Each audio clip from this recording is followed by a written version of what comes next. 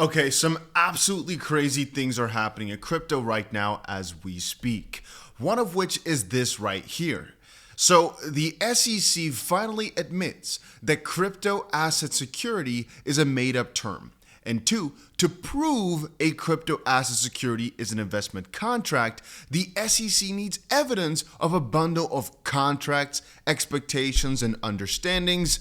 I think it's time for the SEC to admit that it has become a twisted pretzel of contradictions, and don't worry, I've updated their logo for you.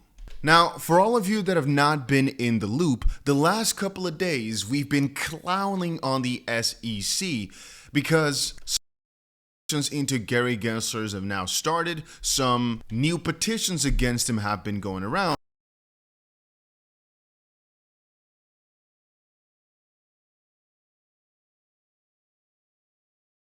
While BlackRock has never shilled crypto harder than they are doing right now, we'll talk about that a little bit later. But for right now, it just came out that the SEC said they regret any confusion they might have invited by falsely and repeatedly stating that tokens themselves are securities. This is the remarkable presentation in footnote 6 of the SEC's amended complaint against Binance.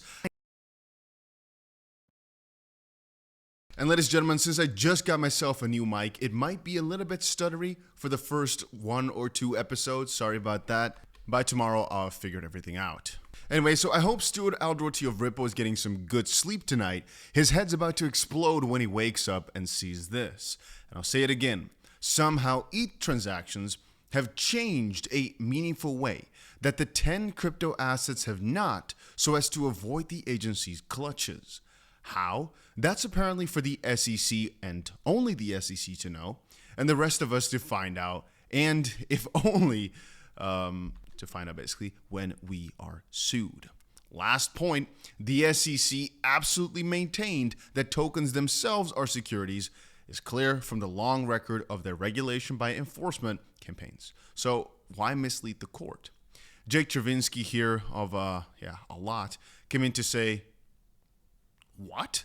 And then Paul, again, the chief legal officer at Coinbase, said, well, I mean, the SEC literally claimed XRP itself is a security in paragraph 1 of their complaint against Ripple. It's shameless. Jake says, I'm in extreme shock. I didn't know this was possible for gaslighting to be this extreme. Paul says gaslighting the American public is bad enough, but the United States government misrepresenting themselves to a court in this way is something I've never seen in 28 years of law. Yeah, ladies and gentlemen, that is peculiar. And again, it becomes so funny when you see this. Quote, the SEC regrets any confusion it may...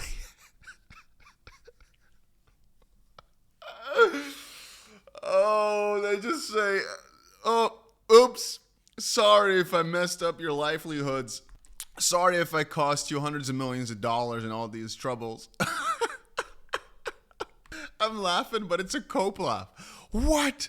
What else besides confusion has the SEC invited on crypto from day one? Gary Gensler's got to go. So again, recently there have been so many parts of the SEC's lawsuits that were quite interesting. One of the ones that came out yesterday was that eToro settled with the SEC. Anyway, crypto law, so John Deaton's firm said, as John Deaton hammered home in his role as amicus and Judge Torres brilliantly ruled in her Ripple decision, the token itself is not a security. And now the SEC sheepishly admits this in a footnote of a filing in a case against Binance and quotes, regret and confusions. So to me, this is one of the most confusing pieces of information because, well, they just settled against eToro and all these different cryptos now got to go off their platform. But I kind of wonder what inherently they're doing wrong if the cryptos themselves are not the securities. The term crypto asset security doesn't really even matter. And if there are none of these contracts or expectations and understandings involved, then can any cryptos really still be sued unless there's contracts like in the Ripple case? So again, to get back, the Ripple case was not fully faulty. The complaint was mostly faulty though. Again, Ripple had some contracts with some companies where you could state that since they had a contract and potentially an expectation, bam, that's wrong. That does not, however, make the cryptocurrency itself a security, nor any other crypto for that matter, it might make a transaction, or I guess a specific investment contract, an investment contract, because that's basically what it is.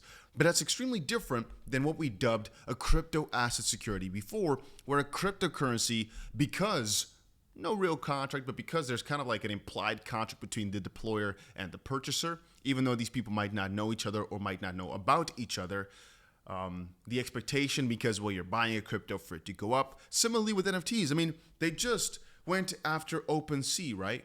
Was it OpenSea or Magic Eden? I think it was OpenSea. Don't quote me on that, but that's what I believe.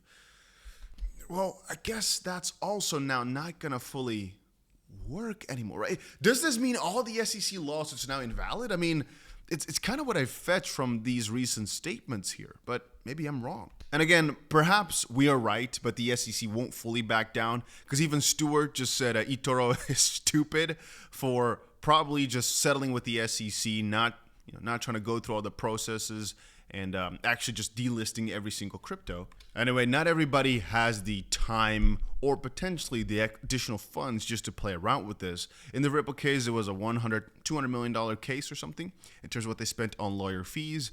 And it took a couple years. Maybe eToro, since they're a little bit more known for their stocks and FX, maybe they just don't want to deal with it. They'd rather get rid of crypto and just save all the money.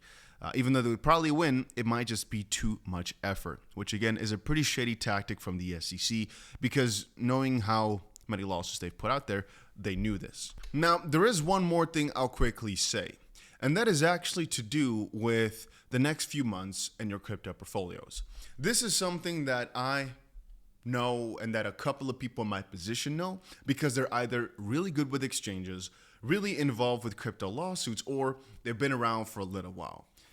One of the things that's going to happen, and this is a little warning to every single one of you, is a little bit of a sticky one.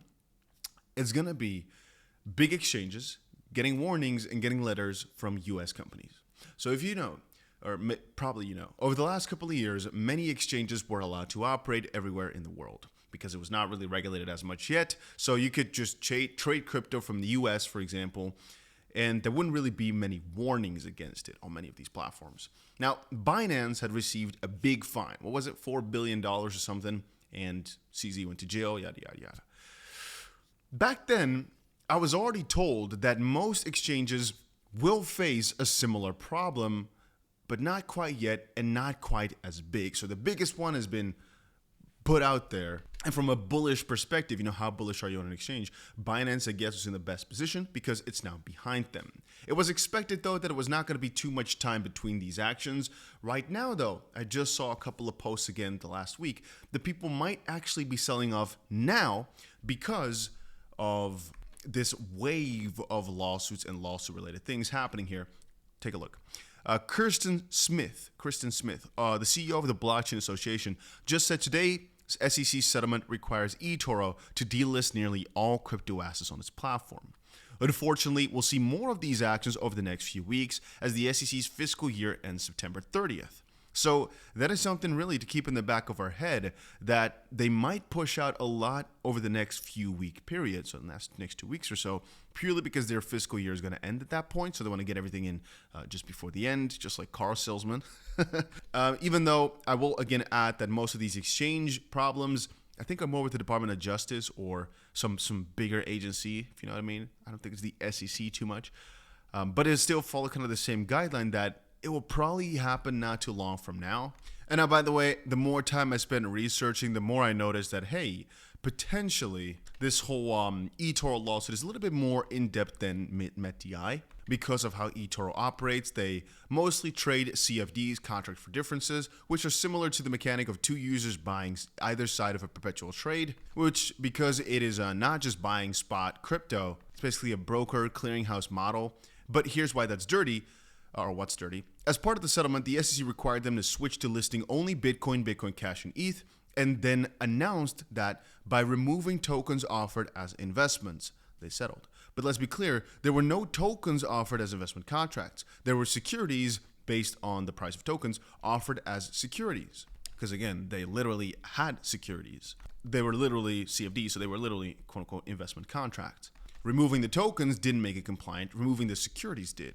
Gary Gensler and SEC enforcement director, used this dirty trick repeatedly of finding a violation a company needs to settle, putting an unrelated listing clause in the legal settlement, and framing it entirely different in the press release. They know that the orders can be challenged in court, but that the press release is not a legally bound order, but instead public opinion. And so repeatedly they parade vague victories that cast a chilling effect on the industry. Congress should pass laws requiring the official communication of regulators to match the intent and facts of the legal position of their orders, or open these agencies up to libel when they make false PR claims that damage the industry. eToro's structure was an issue. The assets they offered were not. And it's kind of dishonesty that it's exactly why either the future of Kamala Harris admin or Donald Trump admin must replace Gary Gensler and rebuild agency trust. However, Gary Gensler under Kamala, as far as I know, will only be put up higher on the scale, I believe even as Secretary of the Treasury, which I don't think would be very good. If he's already doing some crazy shenanigans over here, I wonder how crazy things could get if he gets an even higher position, especially with this blunder over the past couple of days of them saying, I'm sorry. I don't like it. I don't think they're a good agency. I don't think they've been doing too much good. But hey, that's some of the crypto news that's been going around in the crypto space. If you enjoyed this video, make sure you press that like button, and I'll probably be back with some more crypto news later today. But this by far was the craziest thing I've seen.